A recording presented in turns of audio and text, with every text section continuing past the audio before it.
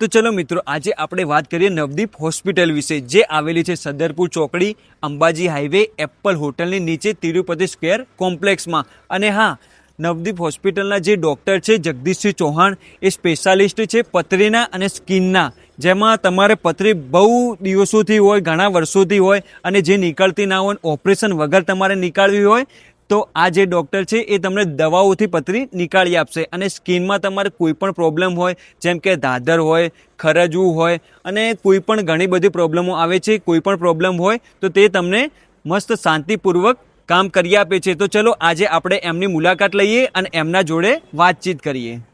Sir, અહીંયા આપણે કઈ ટ્રીટમેન્ટ કરીએ છીએ? આપણે અહીંયા કિડનીની પથરી, સ્કિન, પેટના રોગો, સ્ત્રી રોગો દરેકની ટ્રીટમેન્ટ કરીએ છીએ. અને ખાસ કરીને આપણે કિડનીની જે પથરી હોય છે એમાં લોકો મોસ્ટલી ઓપરેશન કરાવતા હોય છે.